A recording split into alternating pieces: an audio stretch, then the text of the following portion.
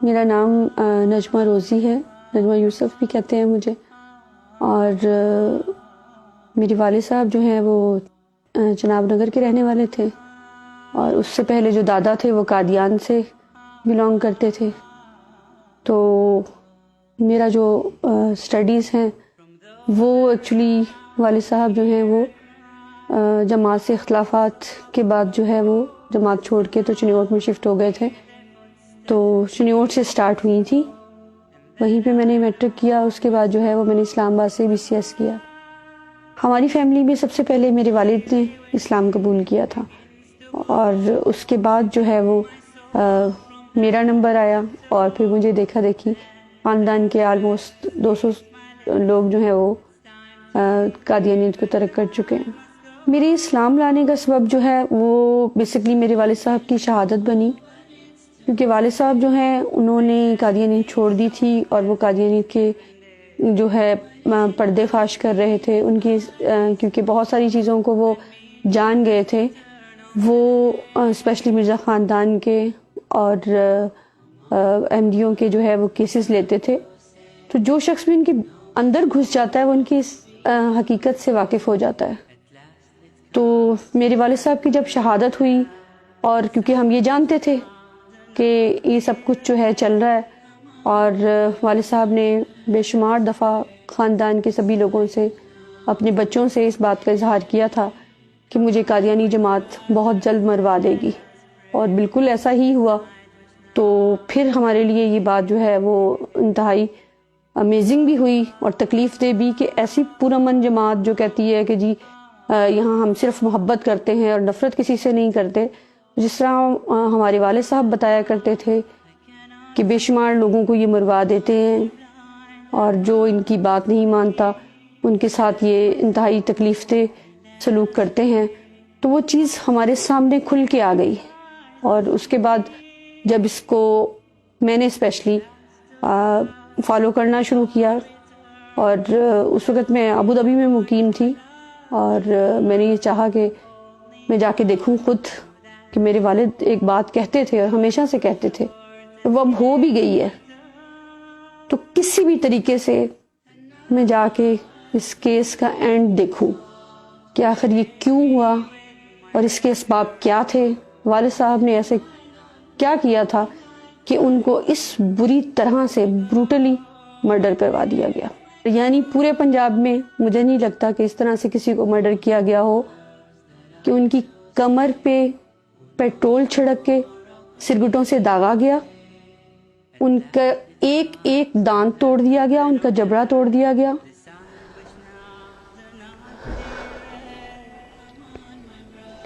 ان کی گردن جو تھی وہ 3 جگہ سے ٹوٹی ہوئی تھی،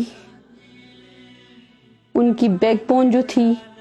وہ انہوں نے توڑی۔ مطلب کوئی جسم کا اعضاء ایسا نہیں تھا جن پہ انہوں نے ٹارچر نہ کیا ہو۔ ان کے پیروں پہ سوئے مارے، ان کی بغلوں پہ سوئے مارے، اور ان کے جسم کو جگہ جگہ سٹیپلر سے چھیدا گیا۔ اور ان کی ویڈیو جو ہے وہ ہمارے پاس اس وقت کی موجود ہے جس وقت کرائم سین تھا، اور ARY والے جو ہے وہ آئے ہوئے تھے، اور انہوں نے جرم بولتا میں ایک جو ہے ڈاکومنٹری بنائی تھی۔ اس میں آپ دیکھیں، کیونکہ میں تو ان کی شہادت پہ پہنچ نہیں پائی تھی، تو دیکھیں کہ پورے روم میں کاغذات پھیلے ہوئے ہیں، جیسے ایک ایک ٹارچر کر کے ان سے پوچھا گیا ہو کہ فلاں کاغذ دکھاؤ، فلاں ثبوت دو، فلاں ثبوت دو۔ اور ان سارے ثبوتوں کے متعلق وہ آلریڈی مختلف اپنی سپیچز میں لوگوں کو بتا چکے تھے کہ میں رانا ابرار ایک صحافی تھا جن کا 1-2 ماہ پہلے ان سے جو ہے وہ اس کی شہادت ہوئی تھی، اور اسے بھی جماعت والوں نے قتل کروایا تھا، اور مجھے بھی سٹل بے تحاشا جو ہے وہ خدشات ہیں۔ میرے گھر میں کم از کم 5 دفعہ جو ہے وہ لوگ گھس چکے ہیں، 2 دفعہ میرے بچوں کی گاڑی کا ایکسیڈنٹ ہو چکا، پھر اس کے بعد جو ہے جماعت کی طرف سے وہ بار بار کہا جاتا ہے کہ تمہارا اپنے باپ سے برا حشر کریں گے۔ لیکن میں ان کو بتانا چاہتی ہوں کہ اس طرح کے ہتھ کنڈوں سے آپ کسی پہ کبھی بھی حکمرانی نہیں کر سکتے. ایک دن آتا ہے کہ ہر چیز جو ہے خدا تعالیٰ جو ہے اس کا پردہ فاش کر دیتا ہے اور چیزیں سامنے آ جاتی ہیں. مرزا قادیانی نے لکھا کہ میرا دور ہوگا جس میں پوری دنیا میں انصاف ہوگا. میں نے خود مرزا مسرور کو لیٹر لکھے کہ میرے والد صاحب کے ساتھ یہ ہوا، یہ لوگ اس جرم میں شریک تھے، یہ لوگ موقع پہ موجود تھے، آپ ان سے فوری طور پہ انویسٹیگیٹ کریں. جب مجھے وہاں سے کسی قسم کا رپلائی نہیں آیا اور الٹا مجھے مروانے کی کوششیں کی جانے لگی، میرے ہسبینڈ سے کہے جانے لگا کہ جی اس کو چھوڑ دو، یہ ذرا سی لڑکی تم سے نہیں سنبھالی جا رہی، اور تم اس کا خرچہ بند کر دو، اور اسے تم طلاق دے دو، اس سے بچے چھین لو. کیا اس قسم کے ہتھ کنڈوں سے یہ کب تک اپنی جماعت کو چلائیں گے، اور کب تک اس جھوٹ کے بل بوتے پہ یہ سب کچھ چلتا رہے گا؟ کیوں کسی حق کے لیے آواز اٹھانے والے کو اس طرح سے بروٹلی مرڈر کروا دیا جاتا ہے؟ کیوں لوگوں کی بیٹیوں کو طلاقیں دلوائی جاتی ہیں؟ کیوں اسلام کی طرف بڑھنے والے قدموں کو یہ کہہ کے روک دیا جاتا ہے کہ خبردار تم سے گھر بار چھین لیں گے، تم سے بچے چھین لیے جائیں گے؟ اگر ان ساری چیزوں کی طرف توجہ دیں تو آپ کو پتہ چلے گا کہ یہ صرف اور صرف ایک انگریز کا لگایا ہوا پودا ہے جو صرف پیسے کے چکر میں ہے. اور دوسری اہم ترین بات کہ آپ اپنے مرزا کی لکھی ہوئی کتابوں کو ضرور پڑھیے، کیونکہ یہ کتابیں مولویوں کے نہیں لکھی گئی، یہ کتابیں انہوں نے اپنی جماعت کے لیے لکھی ہیں. تو دوسروں کو پردے میں چھپا کے شوگر کوٹڈ زہر دینے سے بہتر ہے کہ آپ کھل کے سامنے آئیے اور مقابلہ کیجئے. جس طرح ہر مذہب کا ماننے والا جو ہے وہ خوشی سے یہ مانتا ہے کہ وہ ہندو ہے، عیسائی ہے، وہ کسی بھی فرقے سے تعلق رکھتا ہے، کسی بھی مذہب سے تعلق رکھتا ہے. جو گھروں میں آپ کے بکس پڑی ہوئی ہیں اسے ضرور پڑھیے. ایک غلطی کا ازالہ، کشتی نوح، کہ جہاں رسول کریم صلی اللہ علیہ وآلہ وسلم کی توہین ہے، نعوذ باللہ اہل بیت کی توہین ہے، حضرت حسن حسین کی توہین ہے، جہاں حضرت فاطمہ کی توہین ہے. آپ دیکھیں کہ کوئی شخص جس کے اندر ذرا سی بھی ایمان کی رمق ہوگی وہ کبھی بھی یہ برداشت نہیں کرے گا. والد صاحب کی شہادت کے بعد جب بہت ساری چیزیں میں نے خود انویسٹیگیٹ کی اور چیزوں کی کھوج لگانا شروع کی، تو جب مجھ پہ یہ عیاں ہو گیا کہ قاتل جماعت ہے، تو میں نے اس جماعت کی بھی مکمل ریسرچ کرنی شروع کی. ان کی وہ سب بکس جو ڈھیروں کے حساب سے ہمارے گھر میں موجود تو تھیں، لیکن آج تک ہماری فیملی کے کسی بھی ممبر نے اسے پڑھنے کی کوشش نہیں کی تھی. اس وقت ٹائم بہت کم ہے. ایک چیز میں آپ سب لوگوں کو ضرور دکھانا چاہوں گی کہ جس طرح رسول کریم صلی اللہ علیہ وآلہ وسلم پہ قرآن پاک نازل ہوا تھا، اسی طرح سے قادیانیوں کا کہنا ہے کہ تذکرہ بھی قرآن پاک کا ایک نام ہے. جو تذکرہ کے نام سے انہوں نے یہ ایک کتاب، شاید اگر کیمرہ آپ کو دکھا سکے تو یہ کتاب ہے، اس میں انہوں نے یہ مرزا غلام احمد کی یہ بک لکھی ہوئی ہے. اس میں اگر آپ دیکھیں تو اس کا جو پیج، یہ فرسٹ پیج ہے کہ اللہ تعالیٰ نے تیرے الہام، تیری وحی اور تیری رویا میں برکت دی. وحی تو ہمیشہ پیغمبروں پہ آیا کرتی ہے، جبکہ آج تک قادیانی یہ کہتے ہیں کہ ہم اسے نبی نہیں مانتے،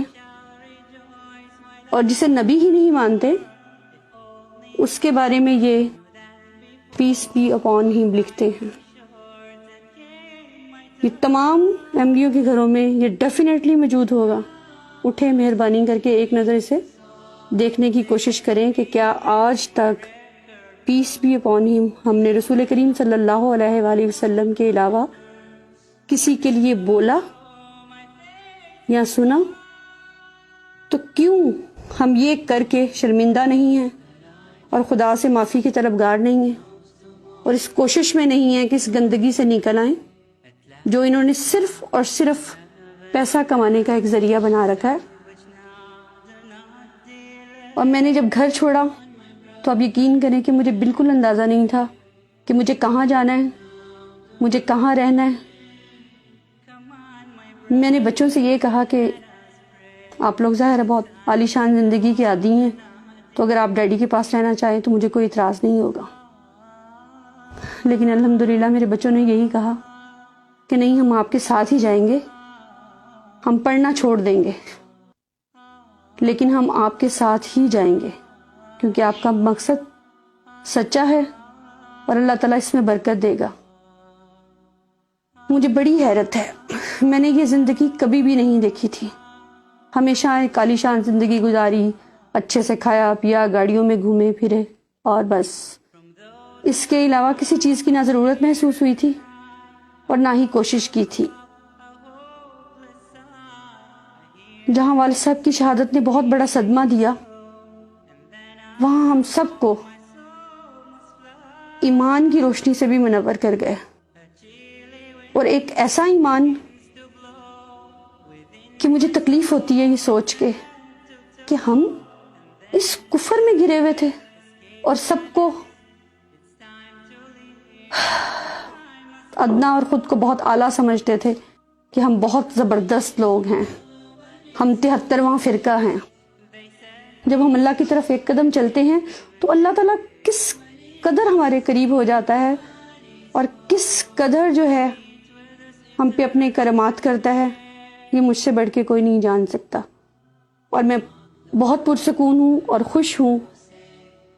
کہ میں وہ کام کر رہی ہوں جو مجھے کرنا چاہیے. اور میں سب کو دعوت دوں گی کہ آج یہ کرائیٹیریا نہیں رہا ہوا کہ کوئی 50 سال کی عمر میں مر جائے گا تو کوئی 100 سال کی عمر میں مر جائے گا. جس قدر ہو سکتا ہے جلد از جلد قدم بڑھائیں اور اپنی آخرت کے لیے کچھ نہ کچھ کر جائیں. اسلام قبول کرنے کے بعد میرا اسپیشلی قادیانی خواتین کے لیے یہ میسیج ہے کہ وہ آگے بڑھیں, وہ چیزوں کو خود پڑھیں, دیکھیں, اپنی فیملیز کو, اپنے ہسبینڈز کو, بچوں کو پڑھائیں اور کوشش کریں کہ اس طرف سے ایمان کی طرف لوٹ آئیں.